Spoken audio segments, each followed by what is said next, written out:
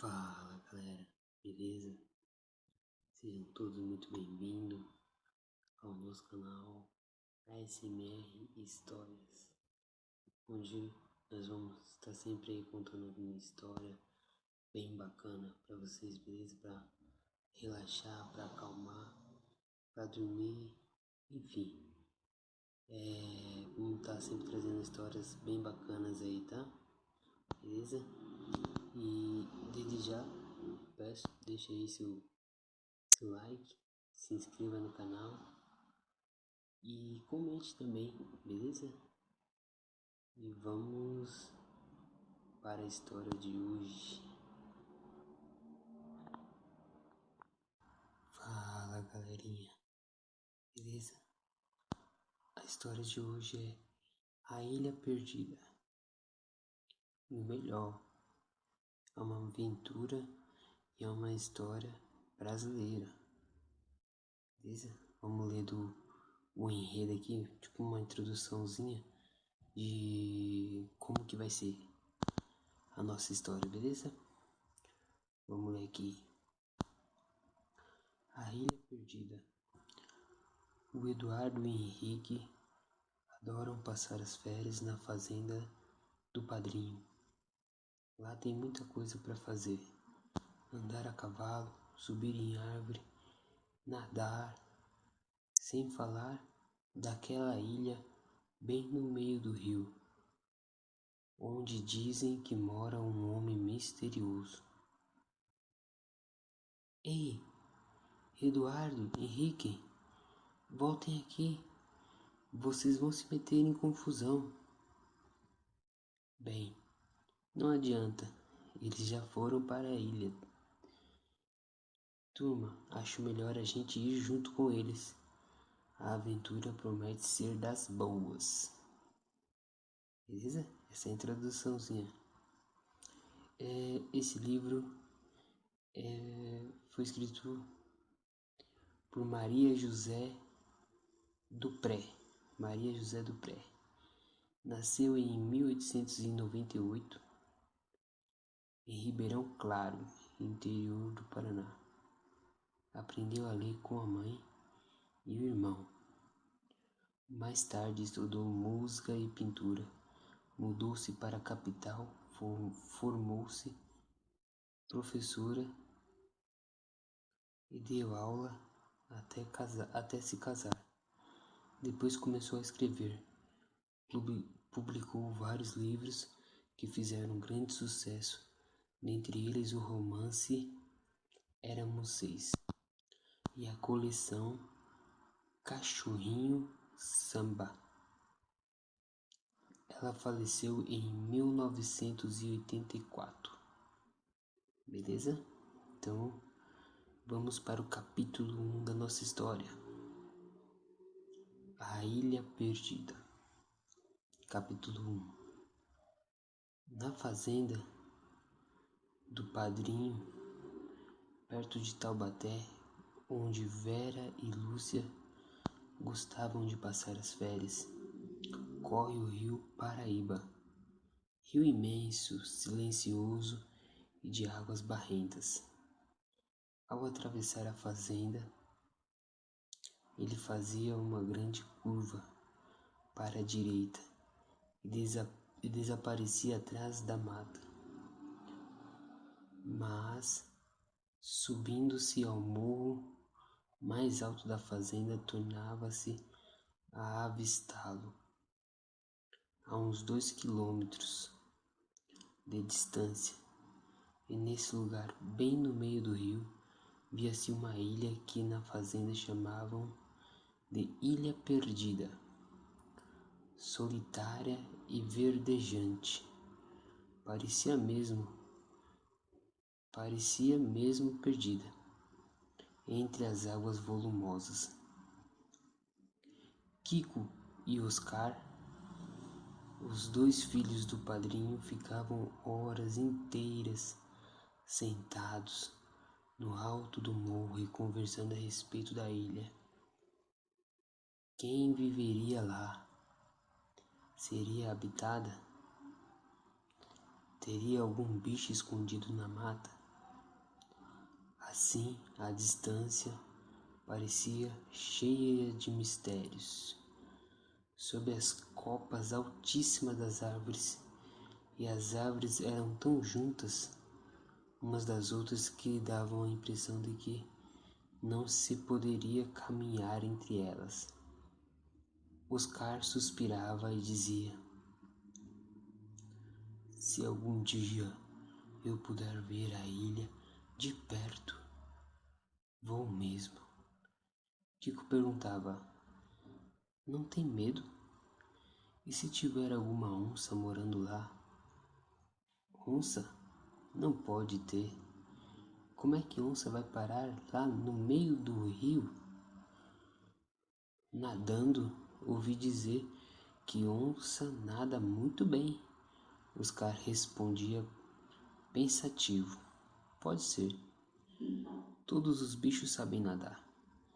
Só a gente precisa aprender. Mas eu queria ver o que há na ilha. Falam tanta coisa e ficam olhando a ilha perdida. Se faltavam com o pai, se falavam com o pai, este prometia: quando forem mais velhos, faremos uma excursão à ilha. Arranjaremos canoas próprias e iremos até lá. Os dois meninos chegavam muitas vezes a sonhar com a ilha. Por ocasião de umas férias, justamente em fins de novembro, chegaram à fazenda. Henrique e Eduardo, os dois primos mais velhos de Oscar e Kiko, eram dois meninos de 12 e 14 anos, fortes e valentes. Montavam muito bem e sabiam nadar. Logo nos primeiros dias, percorreram sozinhos grande parte da fazenda. Subiram e desceram morros, andaram por toda parte. E ao verem o riozinho, onde Vera e Lúcia tinham ido pescar, uma vez com o padrinho, apelidaram-no de Filhote do Paraíba. Madrinha avisava: vocês não devem andar tão longe de casa. De repente não sabem mais voltar e perde-se por aí. Eles riam e diziam que não havia perigo e continuavam a dar grandes passeios. E quando ouviu o sino dar badaladas, tratavam de voltar depressa. No terraço da casa havia um grande sino que o padrinho costumava tocar todas as manhãs. Dizia que era para acordar os dorminhos. Mas, quando Henrique e Eduardo demoravam um pouco mais nas caminhadas, o padrinho tocava 3 badaladas, conforme haviam combinado, e eles já sabiam que deviam regressar. Uma tarde, os 4 meninos ficaram no alto do morro, olhando a ilha perdida. Como seria bom se tivessem uma canoa e pudessem ir e ver o que havia na ilha. Eduardo, de espírito mais prático, foi logo dizendo: que pode haver lá? Árvores, cipós, ninhos de passarinho. Henrique, com a mão no queixo, olhava pensativo em direção da ilha. Depois disse: vou ver se eu arranjo uma canoa por aí, nem que seja emprestada ou alugada. Impossível que ninguém tenha uma canoa. Eu sei remar. Aprendi em Santa Amaro com os primos. Os olhos de Kiko brilharam. de alegria. Você sabe mesmo remar? Oscar disse numa frase que esfriou o entusiasmo de todos. Nem pense nisso. Papai não deixa. Já pedi muitas vezes e ele não deixa. Continuaram a olhar o rio. Henrique perguntou: por que chamam de Ilha Perdida? Kiko explicou: ninguém sabe direito. Ninguém sabe direito. De certo, porque parece mesmo perdida no meio do rio. Quando viemos para cá, já chamavam assim. O Bento disse uma vez que morava gente lá, mas não acredito. Acho que é boato. Mas os moradores daqui dizem isso. Os primos ficaram mais interessados. Quem mora lá? Será possível? Chame o Bento para perguntar. Bento era o filho da cozinheira, Eufrosina. Kiko e Oscar começaram a gritar com toda a força. Bento, ô Bento, vem cá. Ouviram uma voz lá embaixo do morro respondendo. Já vou. Bento estava recolhendo os bezerrinhos do pasto. Quando acabou o serviço, subiu o morro bem devagar, cansado e suarento, e mastigando um capim, encontrou os 4 meninos sentados no chão e conversando a respeito do rio. Henrique perguntou: Bento, você sabe se mora gente naquela ilha? Bento olhou em direção da ilha e coçou a testa. Há muito tempo ouvi dizer que morava lá um homem ruim, mas nunca vi nada. Não sei se é verdade. Eduardo levantou-se e chegou mais perto de Bento. Você nunca viu mesmo nada? Nem um sinal de que há gente lá? Bento hesitou, olhou o chão, tirou o capizinho da boca e falou: para dizer a verdade, um dia eu vi uma coisa lá. Os 4 entreolharam-se e Kiko pediu: o que foi? Conte, conte. Vi uma fumacinha saindo do meio daquelas árvores mais altas lá, bem à direita. Estão vendo? Daquele lugarzinho vi uma vez sair fumaça. Só uma vez? Veja se lembra, Bento. Só uma vez, mas era uma fumaça comprida que ia subindo, subindo até as nuvens. Oscar perguntou: e você não teve vontade de ir ver o que era? Eu ainda era pequeno, nem pensei nisso. Vocês, nesse tempo, ainda estavam em São Paulo. Não tinha vindo para cá. Kiko disse. E por que não nos contou isso antes? Bento respondeu. Ué, nunca ninguém perguntou nada. Agora perguntaram, respondeu. Desse dia em diante, Henrique e Eduardo não falavam mais na ilha, mas não pensavam em outra coisa. Durante o dia, passavam pelas margens do rio, explorando todos os recantos. Ali alimentavam um único desejo: seguir aquele grande rio e ver a ilha de perto. Quando Kiko e Oscar convidavam os primos para ir até o riozinho, eles iam, mas não achavam graça. Não gostavam do filhote do Paraíba. Achavam insignificante aquele riozinho sapeca que dava 1000 voltas antes de ser engolido pelo grande rio. Um dia, Henrique, que andara sozinho até mais abaixo da fazenda, voltou nervoso para casa e segredou ao ouvido de Eduardo: descobri uma canoa velha amarrada lá embaixo na curva grande. Parece abandonada.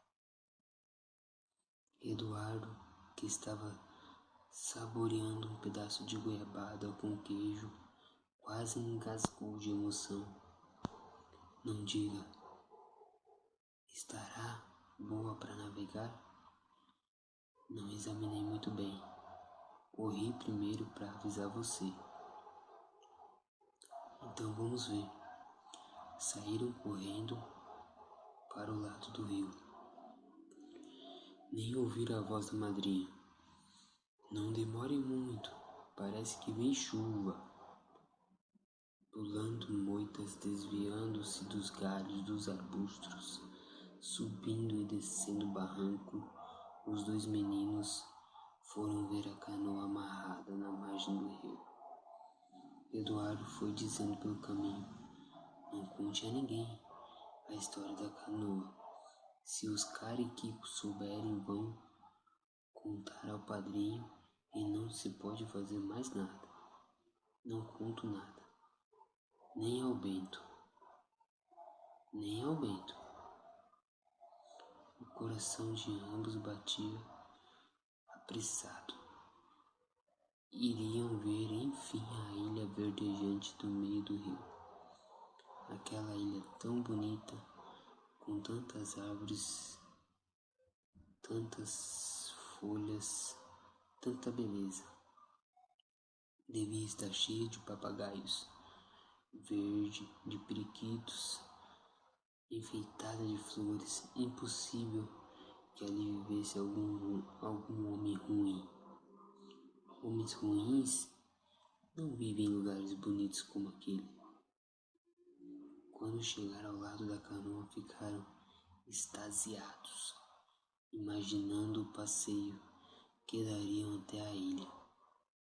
Eduardo observou: está bem. Henrique é capaz de encher d'água?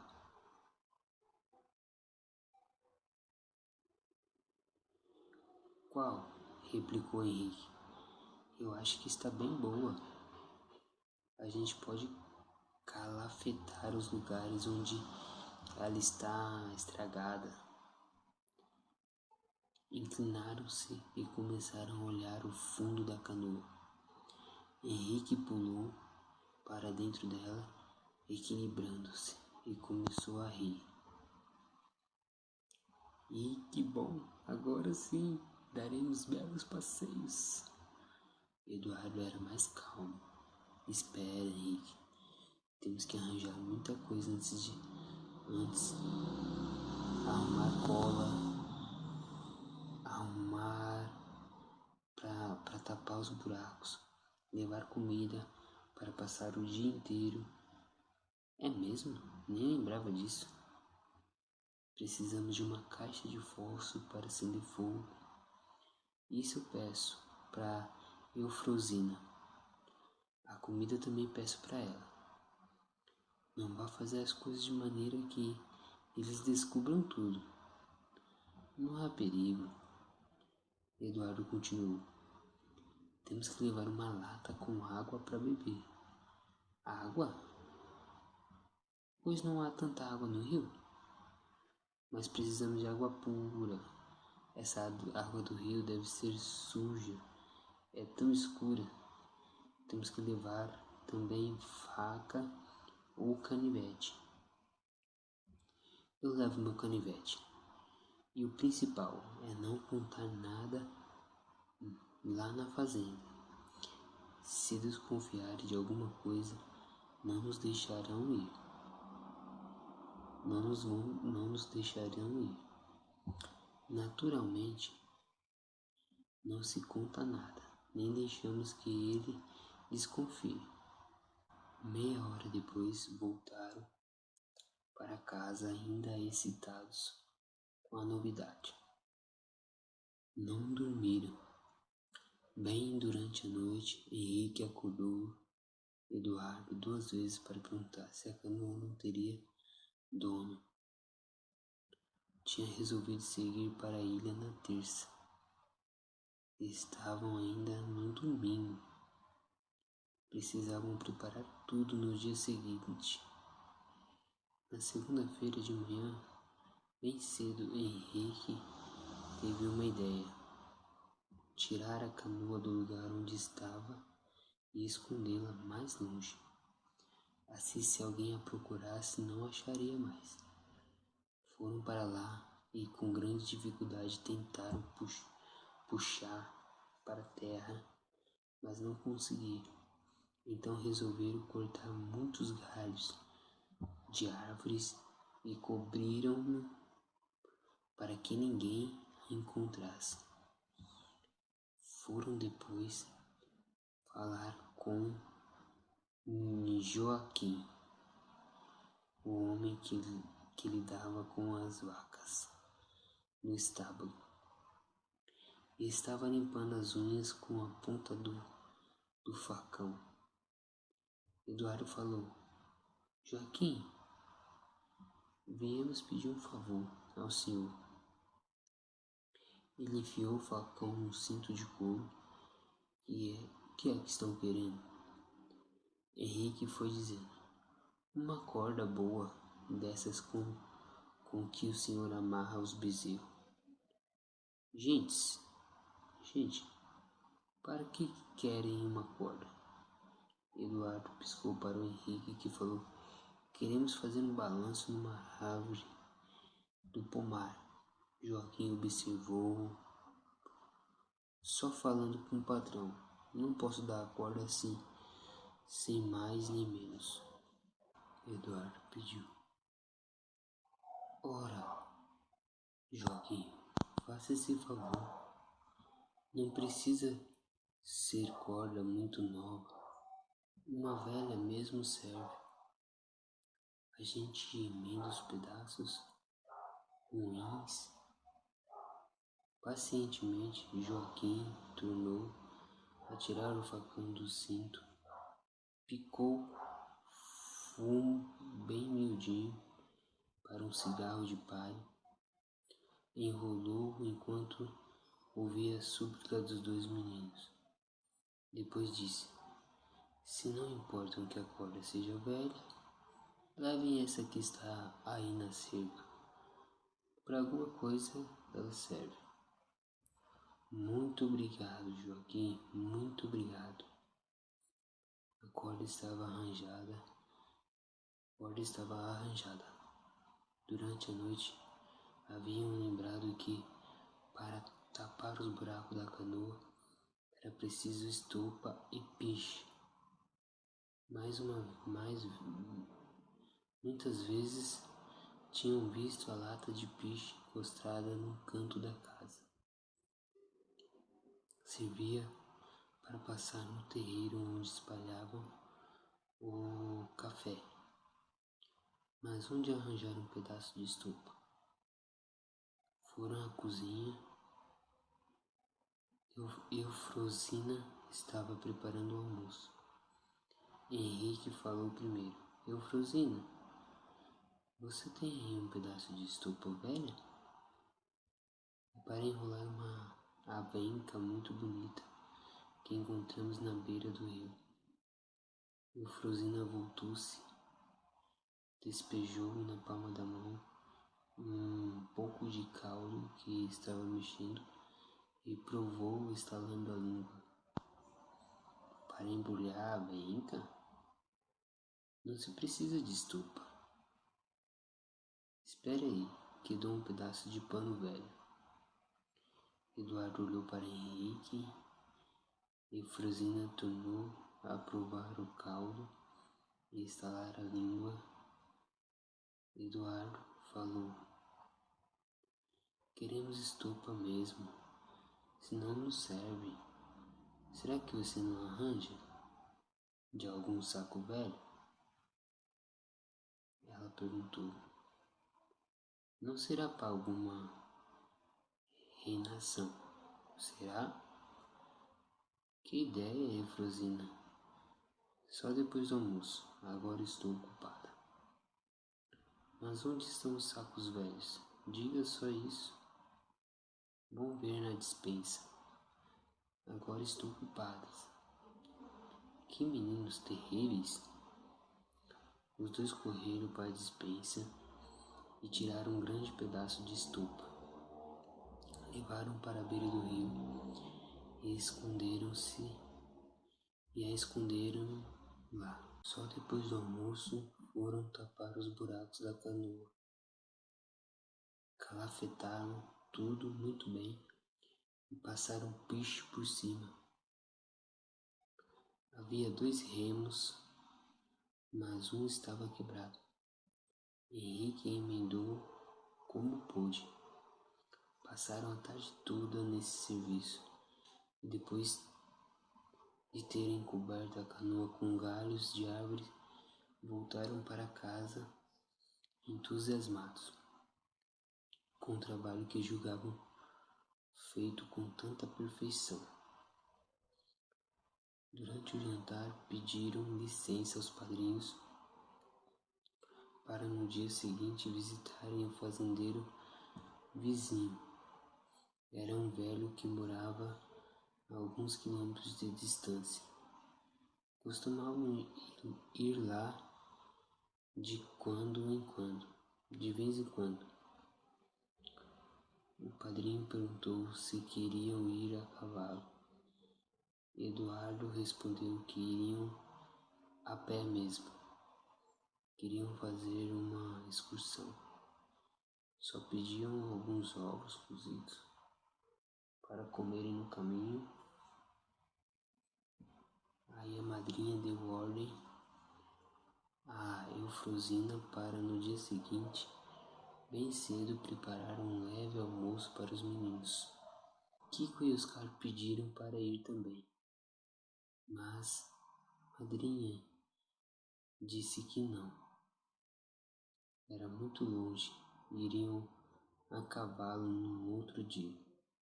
Quando se recolheram ao quarto, Eduardo estava sentindo remorso por enganar os padrinhos. Falou a Henrique: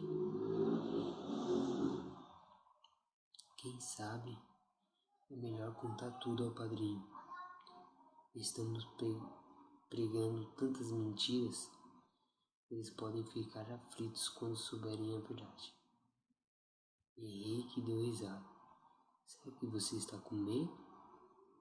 Sairemos bem cedo e voltaremos à tarde. Eles nem saberão de nada. Contaremos depois que voltarmos. É questão de algumas horas apenas. Se está com medo, não vá. Sei remar muito bem. Vou sozinho. Eduardo não respondeu e tratou de dormir. Mas nenhum dos dois dormiu naquela noite. Levantaram de madrugada e foram à cozinha. Lá estava Eufrosina, preparando o almoço para eles levarem: linguiça frita, ovos cozidos, pão, queijo e algumas laranjas. Eufrosina fez um grande pacote e deu-lhes também uma garrafa de água. Despediram-se da boa Eufrosina e desceram o morro abaixo em direção ao rio. Lá estava a canoa preparada na véspera, bem calafetada, a corda embrulhada num canto. Colocaram o almoço no fundo. Henrique preparou-se para conduzir rio abaixo. Olharam o Paraíba. Estava calmo e as águas espumavam nas margens. Eduardo observou: o rio parece que cresceu. Henrique: hoje está maior do que ontem. Preocupado em empurrar a canoa para longe da margem, Henrique respondeu: Verdade. Por causa das chuvas. Tem chovido muito nesses últimos dias. Mas nós voltaremos cedo, não há perigo. Eduardo teve uma ligeira hesitação. Não será ruim remar assim? Parece que as águas ficam com mais força. Já disse que se você está com medo, fique. Eu vou. E com o esforço que fez ao empurrar a canoa, Henrique caiu dentro da água, molhando-se todo. Não deu para perceber que ficara aborrecido. Pulou para cima da canoa e segurou os 2 remos.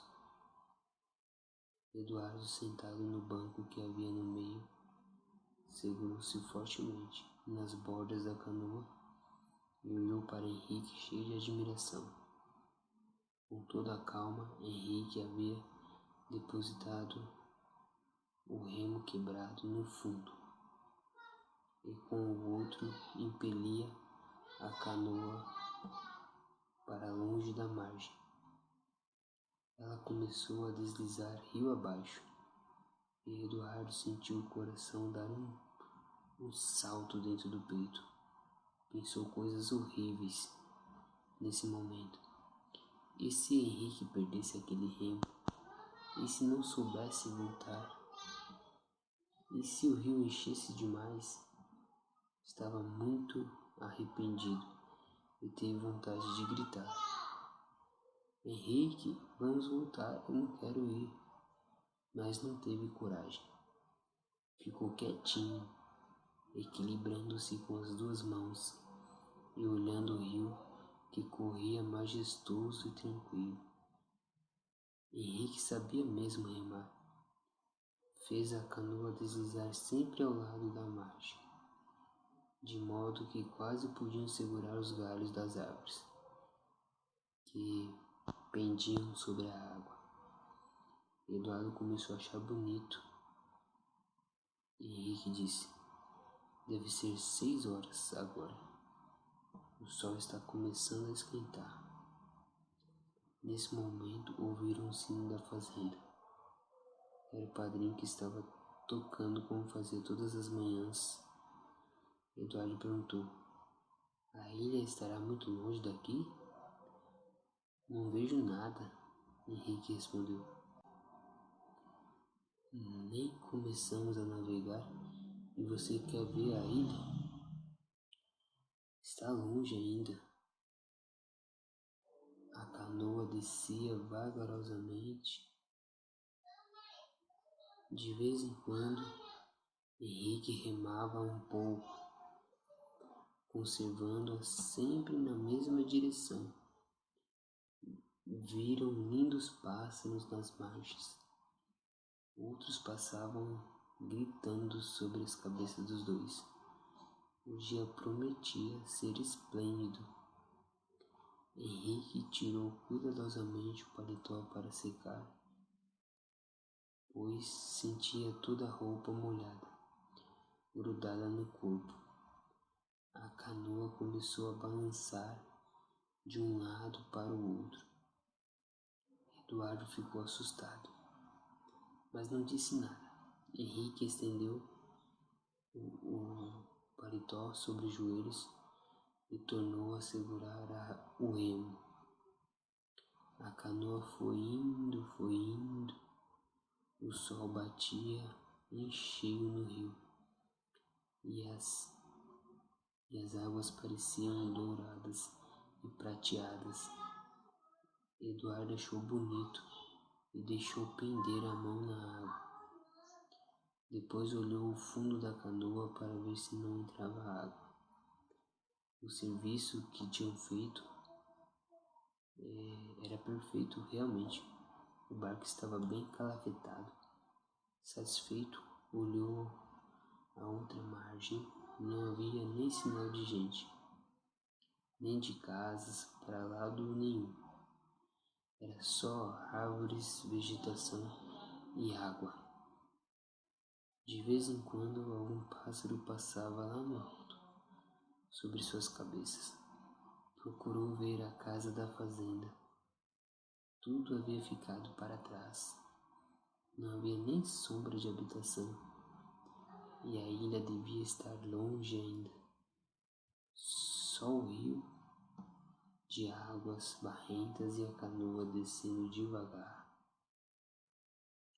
Henrique começou a assobiar, despreocupado, para mostrar que também não tinha medo. Eduardo assobiou acompanhando. Henrique depois tomou um pouco de água da garrafa, dizendo que estava com sede. Apesar da fome que sentiam, esperar e almoçar na ilha. Nem sequer abriram o pacote do almoço. A canoa foi descendo, o rio seguindo o curso das águas. Viram árvores enormes, flores roxas e vermelhas, sobressaindo no verde da folhagem.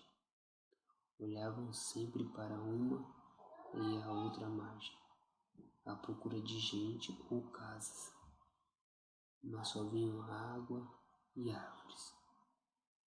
Depois de algumas horas, avistaram a ilha. Eduardo foi o primeiro a vê-la e deu um grito de alegria. Henrique, veja a ilha! Ficou de pé na canoa, mas quase caiu e quase fez a canoa virar. Sentou-se assustado. Henrique abriu a boca com admiração. Lá está ela, toda verde e bonita, bem no meio do grande rio. Árvores frondosas dominavam. Foram se aproximando cada vez mais, mudos de espanto e alegria. Com o remo entre as mãos, Henrique empurrava a canoa em direção à ilha. A canoa parecia querer descer o rio abaixo, porque as águas tinham muita força. Afinal, Henrique conseguiu fazer a canoa aproximar-se da terra. Com um suspiro de satisfação, os dois meninos pularam para fora da canoa, afundando os pés nas lamas das margens. E esse é o fim do capítulo 1. No próximo vídeo eu vou trazer o capítulo 2 e continuação dessa história para nós. Muito obrigado a todos por assistir, por estar acompanhando o canal. Até o próximo vídeo. Valeu, falou!